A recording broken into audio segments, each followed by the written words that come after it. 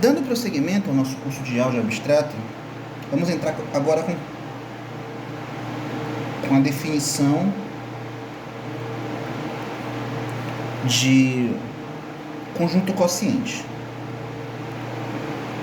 Conjunto quociente.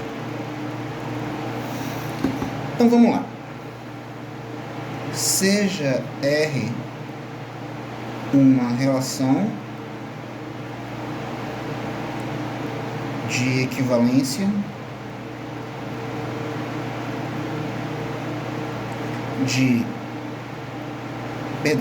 uma relação de equivalência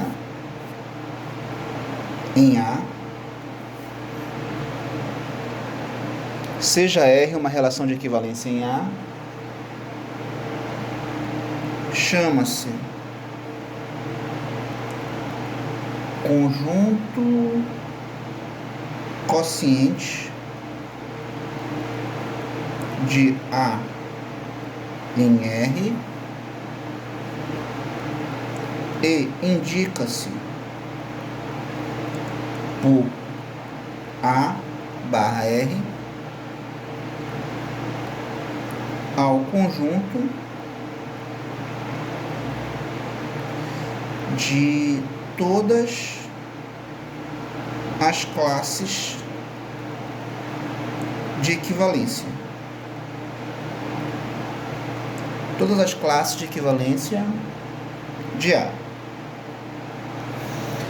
Bem, então o conjunto quociente de A em R, ou de A sobre R, é o conjunto de todas as classes de equivalência do conjunto A. Ou seja, conjunto A sobre R, conjunto quociente, é o conjunto das classes de equivalência, em que A, logicamente, é um elemento arbitrário do conjunto A.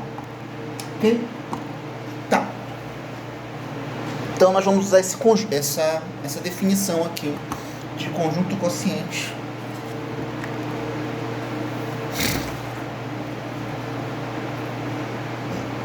Agora, nós vamos falar de conceito de partição. Partição.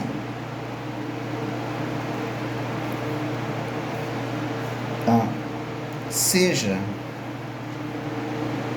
A um conjunto não vazio, seja A um conjunto não vazio e P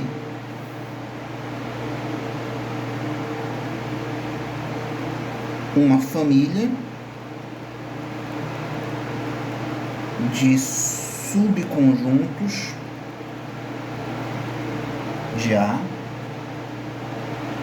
vou colocar assim, de subconjuntos não vazios de A, ok? Então vamos lá. Diz-se que P é uma partição de A quando... Eu vou colocar a definição formal aqui, aí depois eu ponho um exemplo, aí vai ficar mais claro, ok? Então vamos lá. Duas condições para que P seja uma partição de A. A primeira delas é que os elementos de P são todos disjuntos 2 a 2. Bem, o que são dois conjuntos disjuntos? Dois conjuntos são disjuntos quando a interseção é vazia. E o que vem a ser esse 2 a 2? É que se eu pegar dois conjuntos quaisquer da partição, eles vão ser disjuntos, ok?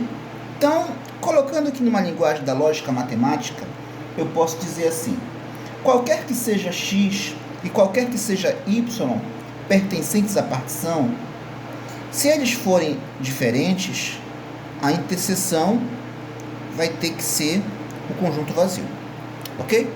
Então, essa é a primeira condição. Eu vou já colocar um exemplo, aí vai ficar mais claro.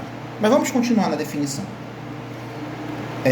A segunda condição, a segunda e última condição, é que a união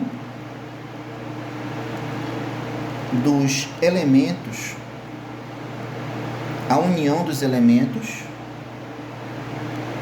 de P é igual a é igual ao conjunto A. Ou seja, se eu fizer a união de todos, se eu unir todos os elementos que são conjuntos, né, essa união vai dar o próprio conjunto A. Ok? Então, eu vou colocar um exemplo para ficar isso claro. Vou colocar um exemplo aqui. Vamos supor que o conjunto A seja o conjunto 1, 2, 3, 4 e 5. Ok? E que a partição seja esse conjunto aqui. Vou colocar aqui. É um conjunto que tem 3 elementos. E cada um desses elementos é também um conjunto. Ok? Então, aqui eu tenho o conjunto A e eu tenho o conjunto P. E eu já vou afirmar que P é uma partição de A. Por que P é uma partição de A? Porque P satisfaz as duas condições da definição de partição, que eu coloquei ainda agora, né? Se eu pegar 2 elementos quaisquer da partição, a interseção é vazia. Isso acontece mesmo? Bora pegar aqui. Se eu pegar esse e esse conjunto, 1, 2, e fizer a interseção com 3, 4. Qual é a interseção? Bem, tem elementos comuns? Se tivesse, ele estaria na interseção. Mas como qualquer elemento daqui não vai estar aqui, então a interseção é vazia.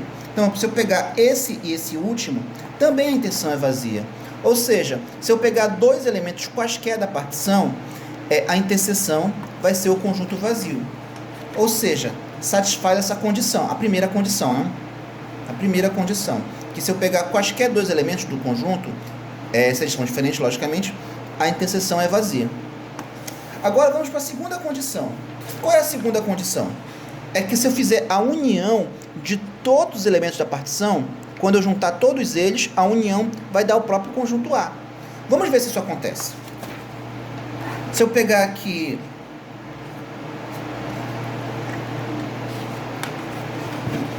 Bem, qual é o conjunto? Qual é a partição? A partição é isso aqui, né? Vou repetir aqui. 1, 2, 3, 4 e o conjunto unitário 5. Então, essa é a partição. O que acontece se eu fizer a união de todos os elementos da partição? Então, eu vou fazer a união de todos eles. 1, 2, união com 3, 4, união com 5. Então, se eu fizer a união de todos eles, o que vai acontecer? Vai ficar isso aqui, né? Eu vou juntar todo mundo, vai ficar 1, 2, 3, 4 e 5. Só que a junção de todo mundo, quem é? A junção de todo mundo é o próprio conjunto A. É o próprio conjunto 1, 2, 3, 4, 5, que é o conjunto A. Ok? Então, de fato, a união de todos eles vai ser igual ao próprio conjunto A. A união é o próprio A. Ou seja, satisfez a segunda condição. Ok? Então, vamos dar prosseguimento.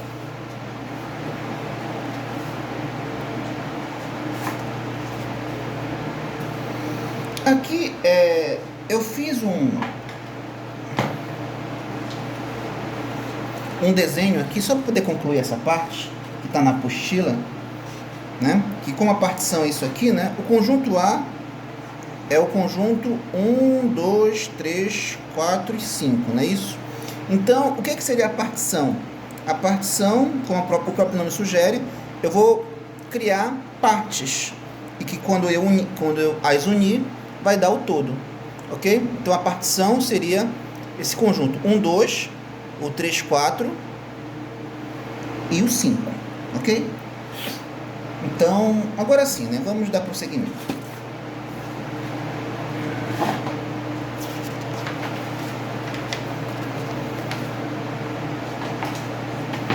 A próxima proposição que é a proposição 11 da apostila de vocês.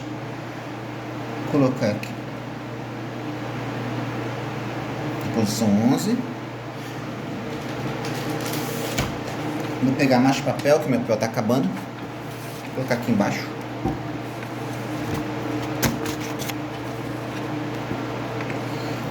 Bem, diz o seguinte: seja R uma relação de equivalência em A, ok? O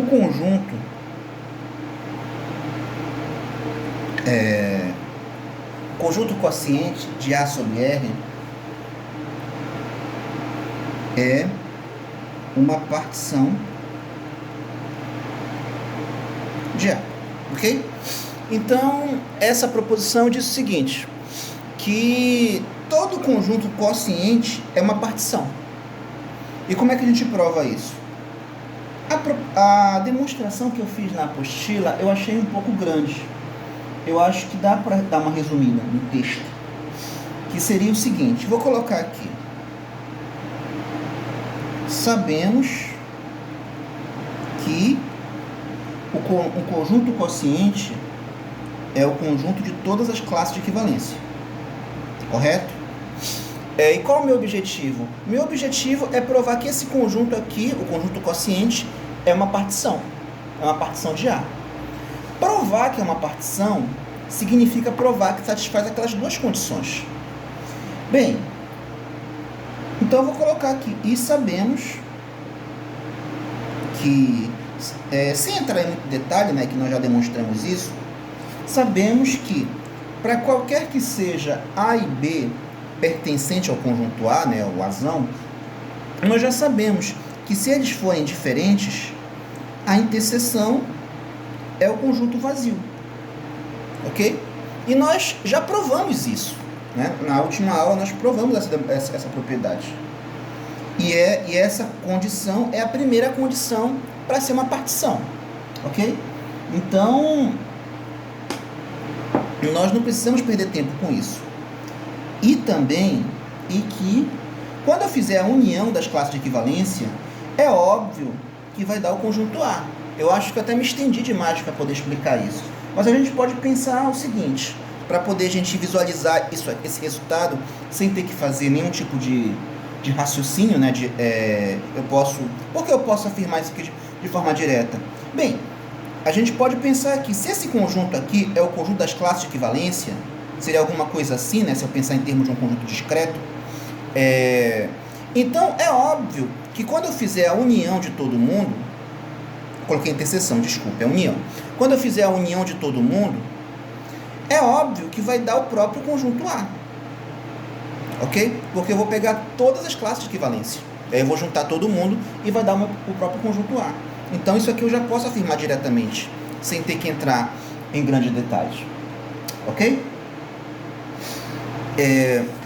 Então, para fechar essa apostila, né, essa primeira aula, né, primeiro capítulo, que na verdade é o segundo, né, que nós já começamos com conjuntos, nós temos essa proposição aqui.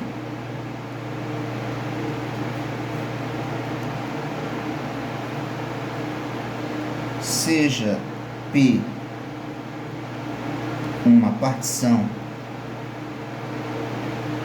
de A, então existe uma relação de equivalência em A, tal que P é igual ao conjunto quociente de A por R, ok? Então repara que aqui nós vamos provar o contrário, né, do que nós provamos a recíproca, né? Na proposição 11 nós provamos que todo conjunto quociente é uma partição. Agora nós vamos provar o contrário, né? A recíproca, na verdade.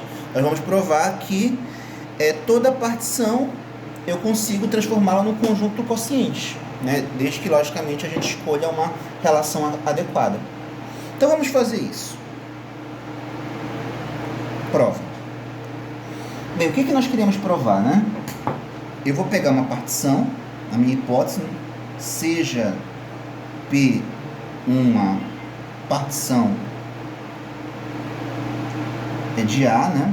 Eu quero provar que ela é um conjunto quociente. Então, eu tenho que criar uma relação, né? E essa relação tem que ser uma relação de equivalência. Então, vamos lá. Que relação seria essa? Vou colocar aqui. Considere a relação de R em A dada por... Vou colocar aqui, vou definir a relação dessa forma. R, eu tenho uma relação de uma relação R em que o Y se relaciona, perdão, X se relaciona com Y por meio da relação R, e essa relação é definida assim, que tem que existir um elemento da partição de modo que o X pertence a M e o Y também pertence a M. Ok? Então, essa é a relação que nós definimos. Tá? Podia ser outra, mas eu vou usar essa. Tá? Para a gente entender essa relação, a gente pode pensar assim. Eu tenho aqui o conjunto A, e lógico, ele tem vários elementos, e a gente faz aqui uma partição. Então, um dos elementos da partição é esse conjunto aqui, digamos esse aqui, tá? Então, esse aqui seria o conjunto M, né? Ou seja, ele é um elemento da partição, ok? Então, o que significa dizer que X se relaciona com Y por meio da relação R? Significa dizer que tanto o X quanto o Y pertencem ao mesmo elemento da partição. Ou seja, o X se relaciona com Y quando eles estão dentro do mesmo elemento que pertence à partição. Ok? Ou seja, se o X estivesse aqui e o Y estivesse nesse outro elemento, então não teria essa relação. Ok? Bem, vamos continuar aqui. Bem, para provar que é uma relação de equivalência, eu tenho que provar que satisfaz aquelas três propriedades. Melhor, satisfaz aquelas três condições. A reflexividade, a transitividade, vou colocar naquela ordem, né? Reflexiva, simétrica e transitiva. A primeira que eu vou provar, eu tenho que provar que satisfaz a reflexiva. Como é que eu faço para provar que satisfaz a reflexiva? Bem, a gente pode pensar assim, né? Vou colocar aqui, dado um X pertencente ao conjunto A,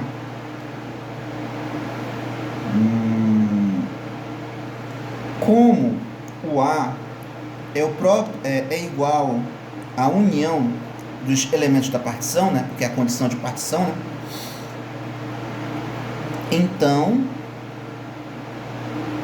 o A pertence à união dos elementos da partição, né? Porque se o X pertence a A e o A é igual à união dos elementos da partição, então X pertence a esse conjunto.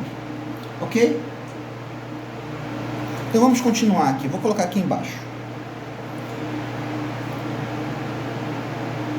Posso colocar assim, de maneira mais... Colocar. Como o X pertence à união dos elementos da partição, então existe um elemento que eu vou chamar de M pertencente à partição tal que o X pertence a M, que vem da própria definição de união, ok? Então vamos lá. Então assim eu posso escrever o seguinte: que vai existir um M pertencente a P, que nós já chegamos aqui, e que X pertence a M e X pertence a M. Eu estou sendo redundante por uma questão teórica, né? O X pertence a M, X pertence a M, significa dizer que o X se relaciona com ele mesmo, que vem da própria definição aqui, ok? Se X pertence a M e Y pertence a M, se os dois pertencem ao mesmo conjunto, que é elemento da partição, então X se relaciona com Y.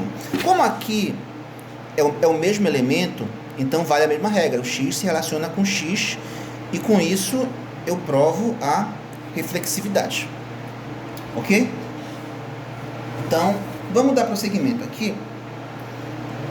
Nós temos que provar a simetria, que é simétrica, ok? Como é que eu faço para provar que ela é simétrica? Para provar que ela é simétrica, eu tenho que fazer o seguinte, vamos lá. Dados agora X e Y pertencentes a A, tais que o X se relaciona com Y. Você lembra o que é provar a simetria? O que diz a propriedade simétrica? A propriedade simétrica diz que se X se relaciona com Y, então o Y se relaciona com X. Então, é isso que eu tenho que provar, ok? Então, eu afirmo que o X se relaciona com Y, essa é a minha hipótese, aí eu vou usar essa hipótese para provar que vale a recíproca, que vale que o Y se relaciona com X. Ok, vamos lá. Se o X se relaciona com Y, então eu posso dizer que existe um conjunto M pertencente à partição, tal que o X pertence a M e o Y também pertence a M. Ok? Daí, o que eu posso dizer? Daí eu posso dizer que eu posso escrever isso aqui, olha. Eu posso trocar aqui, vai ficar o Y pertence a M e o X pertence a M. Alterou alguma coisa? Porque a gente sabe que o E, né, a conjunção E, ela é simétrica, né? Se eu disser que eu vou comprar pão e queijo, é a mesma coisa que eu dizer que eu vou comprar queijo e pão. Então não altera nada se eu fizer essa troca aqui. E se vale essa troca, então eu posso dizer logo que o Y se relaciona com M, com X, ok? E com isso eu provo a simetria, ok? E para fechar a demonstração, falta eu provar a transitiva. E o que seria provar a transitividade? Provar a transitividade é provar que se X se relaciona com Y e Y se relaciona com Z, isso vai implicar que o X se relaciona com Z. Ok? Então, essa é a transitiva. Então, essas são as minhas hipóteses e eu tenho que provar essa tese aqui. Ok? Então, vamos fazer isso. Sejam X se relaciona com Y e Y se relaciona com Z, então eu posso fazer o seguinte: se o X se relaciona com Y, então existe um M pertencente a P, tal que o X pertence a M e Y pertence a M também. Ok? Continuando. Agora, se o Y se relaciona com Z, então existe, eu vou pegar um outro elemento, um N pertence a P, tal que o Y se relaciona com N e o Z também se relaciona com N. Tudo bem? Repara que até agora eu estou só aplicando a definição, né? A definição da relação. Agora, nota o seguinte. Nota que o y pertence a M e o y também pertence a N. Ou seja, o y pertence aos dois conjuntos. Então, vou colocar. Como o y pertence a M e o y também pertence a N, então, o que isso significa? Significa que a interseção ela é diferente do vazio. Por que ela é diferente do vazio? Porque tem elemento comum. Ou seja, existe um elemento que está nos dois conjuntos ao mesmo tempo. Então, a interseção ela não é vazia. Logo, como M e N pertencem à partição, né? E P é uma partição, deixar bem claro. Então, M só pode ser igual a N, ok? Porque, como nós já vimos na definição de partição, se dois elementos são distintos, a interseção tem que dar vazio. E não está acontecendo aqui. A interseção é não vazia, porque o y pertence aos dois conjuntos. Como a interseção é não vazia, então os dois elementos são iguais. São, na verdade, o mesmo elemento. Então, como M é igual a N, então eu posso dizer que x, y e z, todos eles pertencem a M, porque o M é igual a N, ok? Então, logo, eu posso dizer que o x pertence a M e o z pertence a M. Se tanto o x quanto o z pertence a M, então, daí eu posso dizer que existe um elemento M na partição, tal que o x pertence a M e o y pertence a M. Logo, eu posso dizer, né? Caramba, desculpa, gente. Existe um elemento M na partição P, tal que o x pertence a M e o z pertence a M. Ou seja, eu tenho que tanto o x quanto o z pertence a M. Então, logo, o x se relaciona com o z. E com isso eu concluo, né, que satisfaz a propriedade transitiva. Ok, gente? E com isso termina essa aula.